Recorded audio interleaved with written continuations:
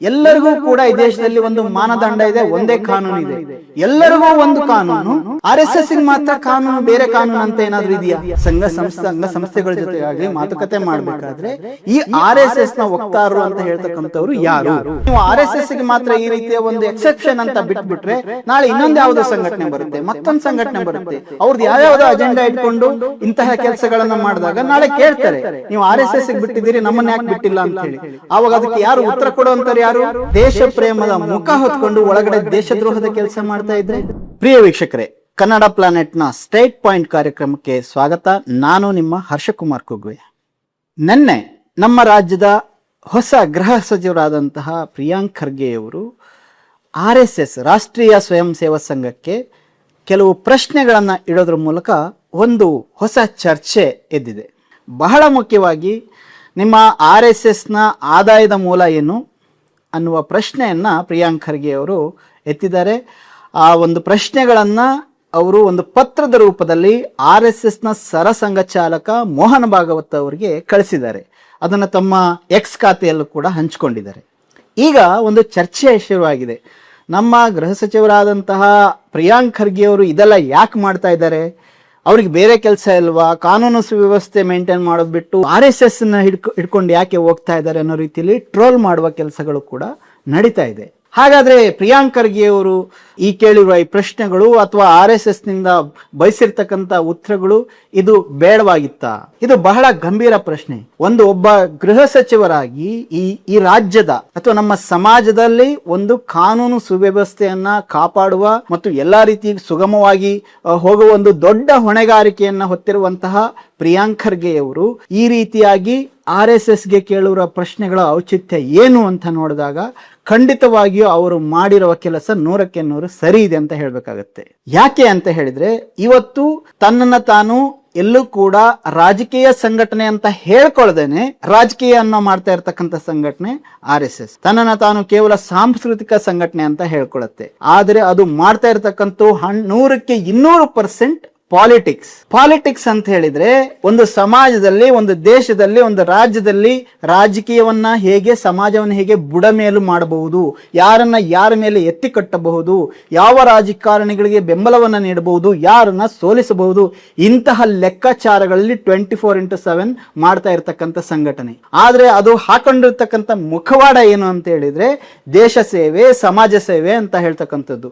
ಇವತ್ತು ಅದರ ಸಾವಿರಾರು ಶಾಖೆಗಳು, ಲಕ್ಷಾಂತರ ಕಾರ್ಯಕರ್ತರು ಇದನ್ನೇ ಮಾಡ್ತಾ ಇರ್ತಕ್ಕಂಥದ್ದು. ಒಂದು ಪೊಲಿಟಿಕಲ್ ಐಡಿಯಾಲಜಿಯನ್ನ ಅದನ್ನ ನಾವು ಧರ್ಮ ರಕ್ಷಣೆ ಅನ್ನುವ ಒಂದು ಮುಖವಾಡ ತೊಟ್ಟುಕೊಂಡಂತಹ ಒಂದು ರಾಜಕೀಯ ಸಿದ್ಧಾಂತವನ್ನ ಇವತ್ತು ಲಕ್ಷಾಂತರ ಜನರಲ್ಲಿ ಅವರು ಬಿತ್ತುವ ಕೆಲಸವನ್ನ ಎಲ್ಲ ಕಡೆ ಮಾಡ್ತಾ ಇದ್ದಾರೆ. ಹಾಗಾಗಿ ಒಂದು ರಾಜಕೀಯ ಉದ್ದೇಶ ಇಟ್ಕೊಂಡಂತಹ, ಒಂದು ರಾಜಕೀಯ ಅಜೆಂಡಾ ಇಟ್ಕೊಂಡಂತಹ ಒಂದು ಸಂಘಟನೆ ಪಾರದರ್ಶಕವಾಗಿ ಇರ್ಬೇಕಾ ಬೇಡವಾ?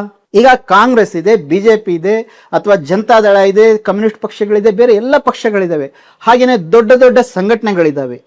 ಯಾವುದೇ ಸಂಘಟನೆ ಆಗಲಿ, ಯಾವುದೇ ಪಕ್ಷ ಆಗಲಿ, ಎಲ್ಲರಿಗೂ ಕೂಡ ಈ ದೇಶದಲ್ಲಿ ಒಂದು ಮಾನದಂಡ ಇದೆ, ಒಂದೇ ಕಾನೂನು ಇದೆ. ಎಲ್ಲರಿಗೂ ಒಂದು ಕಾನೂನು. RSSಗೆ ಮಾತ್ರ ಕಾನೂನು, ಬೇರೆ ಕಾನೂನು ಅಂತ ಏನಾದ್ರೂ ಇದೆಯಾ? ಇಲ್ವಲ್ಲ. ಎಲ್ಲರಿಗೂ ಯಾವ ಕಾನೂನು, ಯಾವ ರೀತಿಯ ನೀತಿಗಳು ಸಮಾಜದಲ್ಲಿ ಅಪ್ಲೈ ಆಗುತ್ತೋ ಅದು RSSಗೂ ಅಪ್ಲೈ ಆಗ್ಬೇಕು. ಪ್ರಿಯಾಂಕ್ ಖರ್ಗೆ ಅವ್ರು ಕೇಳ್ತಾ ಇರೋದೇನು ಇಷ್ಟೇನೆ. ಅಲ್ಲ ಸ್ವಾಮಿ, ನನಗೆ, ನಿಮ್ಗೆ, ಮತ್ತೊಬ್ಬರಿಗೆ ಎಲ್ಲರಿಗೂ ಅನ್ವಯ ಆಗುವಂತಹ ಕಾನೂನುಗಳು ನಿಮ್ಮ RSSಗೂ ಅನ್ವಯ ಆಗ್ಬೇಕು ಅನ್ನೋದ್ರಲ್ಲಿ ಯಾವ ತಪ್ಪಿದೆ? ರಾಷ್ಟ್ರೀಯ ಸ್ವಯಂ ಸೇವಕ ಏನು ಒಂದು ಸಣ್ಣ ಪುಟ್ಟ ಬೀದಿ ಸಂಘಟನೆ ಅಲ್ಲ, ಒಂದು ದೇಶ ಮಟ್ಟದ, ಅಂತಾರಾಷ್ಟ್ರೀಯ ಮಟ್ಟದಲ್ಲಿ ಕೆಲಸ ಮಾಡ್ತಾ ಇರ್ತಕ್ಕಂಥ ಸಂಘಟನೆ. ಸೊ ಹೀಗೆ ಕೆಲಸ ಮಾಡುವಾಗ, ಅಂತಾರಾಷ್ಟ್ರೀಯ ಮಟ್ಟದಲ್ಲಿ ಮಾಡುವಾಗ ಸಾವಿರಾರು ಕೋಟ್ಯಾಂತರ ರೂಪಾಯಿಗಳ ವ್ಯವಹಾರವನ್ನು ಅದು ಮಾಡ್ತಾ ಇದೆ. ತನ್ನದೇ ಆದಂತಹ ಅಂಗಸಂಸ್ಥೆಗಳ ಮೂಲಕ ಮಾಡ್ತಾ ಇದೆ. ಡೆಲ್ಲಿನಲ್ಲಿ, ನಾಗ್ಪುರದಲ್ಲಿ ದೊಡ್ಡ ದೊಡ್ಡ ಬಿಲ್ಡಿಂಗ್ ಗಳನ್ನ ಕಟ್ಟಿಸಿದೆ, ಬಹುಮಹಡಿ ಕಟ್ಟಡಗಳನ್ನ ಕಟ್ಟಿಸ್ಕೊಂಡಿದೆ. ಹಾಗೆಯೇ ಅದಕ್ಕೆ ದೇಶದಿಂದ ಮಾತ್ರ ಅಲ್ಲ, ವಿದೇಶದಿಂದ ಕೂಡ, ಫಾರಿನ್ ಫಂಡ್ ಕೂಡ ಕೋಟ್ಯಾಂತರ ರೂಪಾಯಿ ಬರ್ತಾ ಇದೆ. ಇವತ್ತು ಸಾಮಾನ್ಯ ಜನ ಒಂದು ಟ್ರಸ್ಟ್ ಒಂದು ಸಂಘಟನೆಯನ್ನು ಕಟ್ಟಿಸ್ಕೊಂಡ್ರೆ ಅದಕ್ಕೆ ಎಲ್ಲಿಂದ ₹1 ಬಂತು, ₹1 ಹೇಗೆ ಹೋಯ್ತು ಅಂತ ಖರ್ಚು ವೆಚ್ಚ ಇಡಬೇಕಾಗಿರೋದು ಸರ್ಕಾರದ ನಿಯಮ ಅಲ್ವಾ? ನಮ್ಮ ಕಾನೂನು ಹೇಳುತ್ತೆ, ಯಾರೇ ಒಂದು ಸಂಘ ಕಟ್ಕೊಳ್ಳಿ, ಯಾರೇ ಒಂದು ಜನಸೇವೆಗೋಸ್ಕರ ಒಂದು ಟ್ರಸ್ಟ್ ಅನ್ನ ಕಟ್ಕೊಳ್ಳಿ, ಅಥವಾ ಇನ್ಯಾವುದೋ ಒಂದು ಫೌಂಡೇಶನ್ ನ ಕಟ್ಕೊಳ್ಳಿ, ಅದರ ಪಿನ್ ಟು ಪಿನ್ ₹1 ಒಂದೊಂದು ಪೈಸೆ ಲೆಕ್ಕ ಕೂಡ ಸರ್ಕಾರಕ್ಕೆ ಮತ್ತು ಆದಾಯ ತೆರಿಗೆ ಇಲಾಖೆಗಳಿಗೆ ಗೊತ್ತಾಗಬೇಕು. ಹಾಗೆ ಗೊತ್ತಾಗದೆ ನೀವು ಮುಚ್ಚಿಡ್ತಾ ಇದ್ದೀರಾ ಅಂತ ಹೇಳಿದ್ರೆ ಅದನ್ನ ನಾವು ವಂಚನೆ, ಆರ್ಥಿಕ ವಂಚನೆ ಅಂತ ಹೇಳ್ತಾ ಇದೀವಿ. ಹಾಗಾದ್ರೆ ಕಳೆದ 100 ವರ್ಷಗಳಿಂದ ಕೆಲಸ ಮಾಡ್ತಾ ಇರತಕ್ಕಂತಹ ಎಲ್ಲ ಊರುಗಳಲ್ಲಿ ತನ್ನ ಶಾಖೆಗಳನ್ನ ಇಟ್ಕೊಂಡು ಕೆಲಸ ಮಾಡ್ತಾ ಇರತಕ್ಕಂಥ ಒಂದು ಸಂಘಟನೆ ಮತ್ತು ಈ ರೀತಿ ಕೋಟ್ಯಾಂತರ 100 ಕೋಟಿ ರೂಪಾಯಿ ವಹಿವಾಟನ್ನ ಮಾಡ್ತಾ ಇರತಕ್ಕಂಥ ಒಂದು RSS ನಂತ ಸಂಘಟನೆ ತನ್ನ ಲೆಕ್ಕಪತ್ರವನ್ನ ಸರ್ಕಾರಕ್ಕೆ ಕೊಡದೆ ವಂಚನೆ ಮಾಡ್ಲಿಕ್ಕೆ ಸಾಧ್ಯ ಇಲ್ಲ. ಅದು ಪಾರದರ್ಶಕವಾಗಿರ್ಬೇಕು. ಈಗ ಪ್ರಿಯಾಂಕ್ ಖರ್ಗೆ ಅವರು ಕೇಳಿರುವ 8 ಅಂಶಗಳನ್ನ ಇಲ್ಲಿ ನೋಡೋಣ. ಮುಖ್ಯವಾಗಿ ಈ ರಾಷ್ಟ್ರೀಯ ಸ್ವಯಂ ಸೇವಕ ಸಂಘಟನೆ, ಅದರ ಒಂದು ಲೀಗಲ್ ಸ್ಟೇಟಸ್ ಏನು, ಅದರ ಕಾನೂನಿನ ಪ್ರಕಾರ ನೀವು ಯಾವ ರೀತಿಯಲ್ಲಿ ಅದನ್ನ ಮಾಡ್ಕೊಂಡಿದ್ದೀರಾ, ಅಂದ್ರೆ ಅದು ರಿಜಿಸ್ಟರ್ ಆಗಿದ್ಯಾ, ಆಗಿಲ್ವಾ, ಆಗಿಲ್ಲ ಅಂತಂದ್ರೆ ಯಾಕೆ ಆಗಿಲ್ಲ, ನೀವು ಯಾಕೆ ಮಾಡ್ಕೊಂಡಿಲ್ಲ, ಮಾಡ್ಕೊಳ್ಳೇಬೇಕಲ್ಲ, ಈ ಒಂದು ಪ್ರಶ್ನೆಯನ್ನ ಅವರು ಮುಂದಿಟ್ಟಿದ್ದಾರೆ.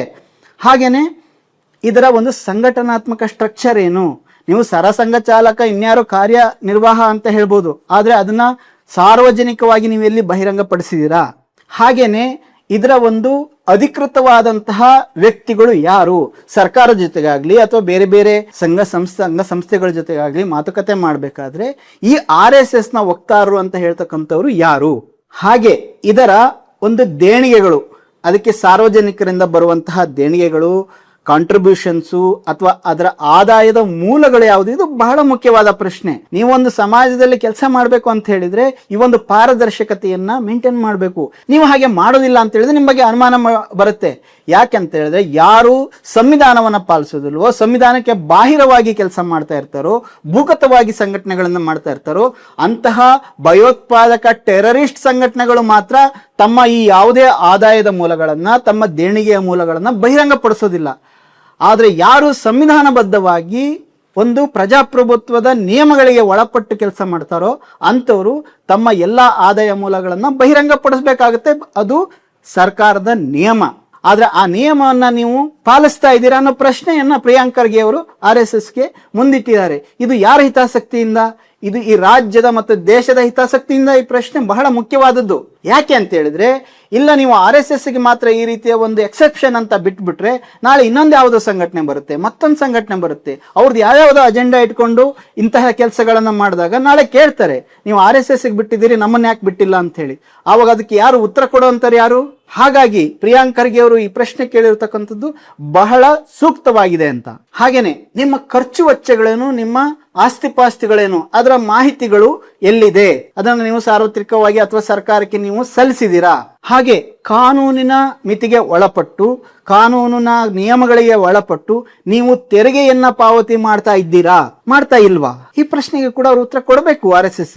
ಹಾಗೇನೆ ನೋಡಿ, ಒಂದು ಫಾರ್ಮಲ್ ರಿಜಿಸ್ಟ್ರೇಷನ್ ಇಲ್ದೇನೆ, ಅಧಿಕೃತವಾದಂತಹ ನೋಂದಣಿ ಇಲ್ದೇನೆ ನೀವು ಕಾರ್ಯಕ್ರಮಗಳನ್ನ ಮಾಡಿದಾಗ ಅದು ಯಾವುದೇ ಒಂದು ಉತ್ತರದಾಯಿತ್ವವನ್ನ ಕೊಡೋದಿಲ್ಲ. ಅದು ನೀವು ಯಾವ ರೀತಿಯ ಕೆಲಸಗಳನ್ನ ಮಾಡ್ತೀರಾ ಅನ್ನೋದು ಯಾರಿಗೂ ಗೊತ್ತಾಗೋದಿಲ್ಲ. ಆದ್ರೆ ಒಂದು ಸಮಾಜದಲ್ಲಿ, ಒಂದು ಸರ್ಕಾರದಲ್ಲಿ ಪ್ರತಿಯೊಂದು ಸಂಘಟನೆ ತಾನು ಏನು ಕೆಲಸ ಮಾಡುತ್ತೆ, ಎಲ್ಲೆಲ್ಲಿ ಯಾವ ರೀತಿಯ ಒಂದು ಚಳವಳಿಗಳನ್ನು ನಡೆಸುತ್ತೆ, ಯಾವ ರೀತಿಯ ಸಭೆಗಳನ್ನು ನಡೆಸುತ್ತೆ, ಎಲ್ಲದೂ ಕೂಡ ಪಾರದರ್ಶಕವಾಗಿರಬೇಕು. ಆ ಪಾರದರ್ಶಕತೆಯನ್ನು ನೀವು ಪಾಲಿಸ್ತಾ ಇದ್ದೀರಾ ಅನ್ನೋ ಪ್ರಶ್ನೆಯನ್ನ ಪ್ರಿಯಾಂಕ್ ಖರ್ಗೆ ಅವರು ಹಾಕಿದ್ದಾರೆ. ಇನ್ನೊಂದು ಬಹಳ ಮುಖ್ಯವಾದ ಪ್ರಶ್ನೆಯನ್ನ ಕೇಳಿದ್ದಾರೆ, 7ನೇ ಪ್ರಶ್ನೆ.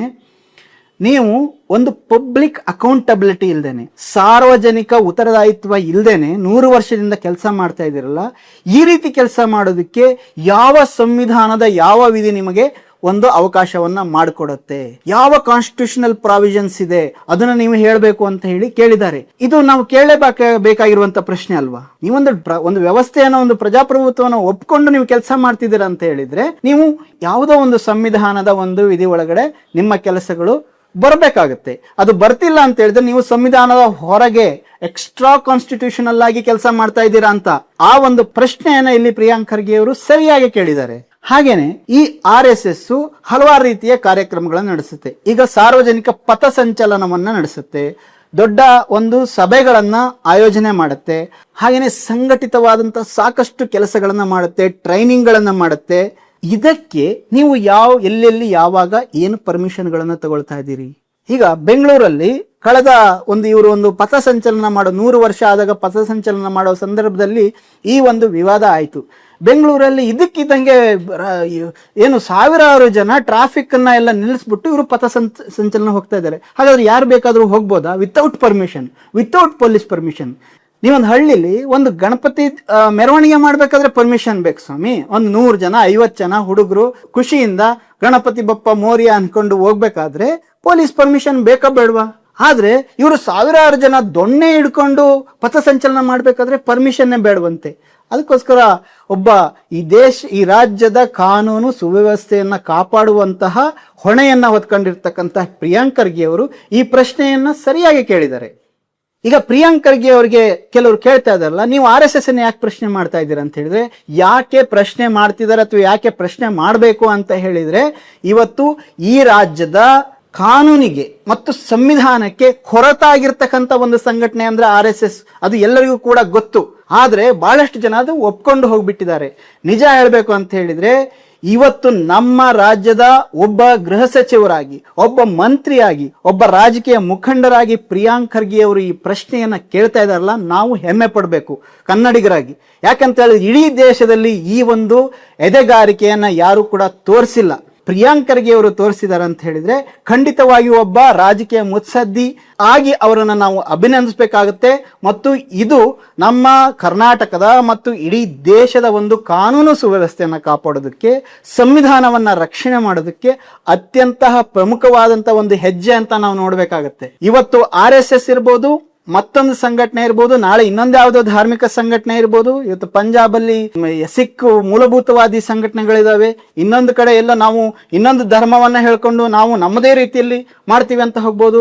ಎಲ್ಲರಿಗೂ ಕೂಡ ಇದು ಪಾಠ ಆಗುತ್ತೆ. ಹಾಗಾಗಿ ಈ ದೇಶದಲ್ಲಿ ನೀವು ಯಾವುದೇ ರೀತಿಯ ಕೆಲಸ ಮಾಡ್ತೀರಾ ಅಂತ ಹೇಳಿದ್ರೆ, ಯಾವುದೇ ರೀತಿಯ ಚಟುವಟಿಕೆಗಳನ್ನ ಮಾಡ್ತಾ ಹೇಳಿದ್ರೆ, ಅದಕ್ಕೆ ಸಂವಿಧಾನ ಅಂದ್ರೆ ಒಂದು ಸಂಘಟನೆಯನ್ನ ಮಾಡೋದಕ್ಕೆ ಸಂವಿಧಾನದಲ್ಲಿ ಅವಕಾಶ ಇದೆ. ಆರ್ಟಿಕಲ್ 19ರಲ್ಲಿ ನಮಗೆ ಸಂಘ ಸಂಸ್ಥೆಗಳನ್ನ ಕಟ್ಟಿಕೊಳ್ತಕ್ಕಂತಹ ಒಂದು ಅಭಿವ್ಯಕ್ತಿ ಸ್ವಾತಂತ್ರ್ಯದ ಒಂದು ಅವಕಾಶ, ಸ್ವಾತಂತ್ರ್ಯ ಮೂಲಭೂತ ಹಕ್ಕಾಗಿದೆ. ಆದರೆ ಆ ಮೂಲಭೂತ ಹಕ್ಕಿಗೆ ಕೆಲವೊಂದು ಷರತ್ತುಗಳು ಕೂಡ ಇದಾವೆ. ನೀವು ಯಾವುದೇ ಕಾರಣಕ್ಕೂ ಕೂಡ ನಿಮ್ಮ ಚಟುವಟಿಕೆಗಳು ದೇಶದ ಒಂದು ಹಿತಾಸಕ್ತಿಗೆ ವಿರುದ್ಧ ಆಗಬಾರ್ದು ಅಂತ ಹೇಳಿ. ದೇಶದ ಒಂದು ಸಂಘ ದೇಶದ ಹಿತಾಸಕ್ತಿಗೆ ಪೂರಕವಾಗಿದೆಯೋ ಅಥವಾ ವಿರುದ್ಧವಾಗಿದೆಯೋ ಅನ್ನೋದು ಯಾವಾಗ ಗೊತ್ತಾಗುತ್ತೆ ಅಂತ ಹೇಳಿದ್ರೆ, ಅದರ ಪ್ರತಿಯೊಂದು ಚಟುವಟಿಕೆಗಳು ಕೂಡ ಪಾರದರ್ಶಕವಾಗಿದ್ದಾಗ, ಸಾರ್ವಜನಿಕವಾಗಿ ಇದ್ದಾಗ ಮತ್ತು ಕಾನೂನಿನ ಸಂಸ್ಥೆಗಳಿಗೆ ಒಳಪಟ್ಟಾಗ ಮಾತ್ರ. ಆದ್ರೆ ಇವತ್ತು RSS ಆ ರೀತಿ ಇಲ್ಲ. ಹಾಗಾಗಿ ಅದು ಒಳಗಡೆ ದೇಶ ಪ್ರೇಮದ ಮುಖ ಹೊತ್ಕೊಂಡು ಒಳಗಡೆ ದೇಶದ್ರೋಹದ ಕೆಲಸ ಮಾಡ್ತಾ ಇದ್ರೆ, ಅದು ಧರ್ಮ ರಕ್ಷಣೆಯನ್ನ ಹೊತ್ಕೊಂಡು ಒಳಗಡೆ ಧರ್ಮಗಳನ್ನ ವಿಭಜಿಸುವಂತಹ, ಜನಗಳನ್ನ ವಿಭಜಿಸುವಂತಹ ಒಂದು ವಿಚಿತ್ರಕಾರಿ ಶಕ್ತಿಯಲ್ಲಿ ತೊಡಗಿದ್ರೆ, ಇದನ್ನೆಲ್ಲ ಒಂದು ಅಸೆಸ್ ಮಾಡಬೇಕು ಅಂತ ಹೇಳಿದ್ರೆ, ಆವಾಗ ಒಂದು ಸರ್ಕಾರಕ್ಕೆ, ಒಂದು ಜವಾಬ್ದಾರಿತ ಸರ್ಕಾರಕ್ಕೆ ಈ ಎಲ್ಲ ಪ್ರಶ್ನೆಗಳಿಗೆ ಉತ್ತರವನ್ನ ಕೊಡುವುದು ಬಹಳ ಅನಿವಾರ್ಯ. ಅಂತ ಪ್ರಶ್ನೆಗಳನ್ನ ಇವತ್ತು ಪ್ರಿಯಾಂಕ್ ಖರ್ಗೆ ಅವರು ಕೇಳಿದ್ದಾರೆ. ಅದಕ್ಕೆ RSS ಅಷ್ಟೇ ಜವಾಬ್ದಾರಿಯಿಂದ ಉತ್ತರ ಕೊಡಬೇಕಾಗುತ್ತೆ. ಮಾತ್ರ ಅಲ್ಲ, ಈ ಒಂದು ಪ್ರಶ್ನೆಗಳಿಗೆ ಅದು ನಕಾರಾತ್ಮಕವಾಗಿ ಉತ್ತರ ಕೊಟ್ರೆ, ಅಂದ್ರೆ ನಾವು ಮಾಡ್ತಾ ಇಲ್ಲ, ನಾವು ಈ ಸಂವಿಧಾನಕ್ಕೆ ಬದ್ಧವಾಗಿ ಏನನ್ನು ಮಾಡ್ತಾ ಇಲ್ಲ ಅಂತ ಹೇಳಿದ್ರೆ, ಸಂವಿಧಾನಕ್ಕೆ ಅದು ಒಳಪಡುವಂತಹ ಕೆಲಸವನ್ನು ಕೂಡ ಸರ್ಕಾರ ಮಾಡಬೇಕಾಗುತ್ತೆ. ಅಂತಹ ಒಂದು ಕೆಲಸ ನಮ್ಮ ಕರ್ನಾಟಕ ಸರ್ಕಾರದಿಂದ ಆಗುತ್ತೆ ಅಂತ ಹೇಳಿ ನಾವೆಲ್ಲ ಕೂಡ ಆಶಿಸೋಣ. ಮತ್ತೆ ನೋಡ್ತಾ ಇರಿ ಕನ್ನಡ ಪ್ಲಾನೆಟ್.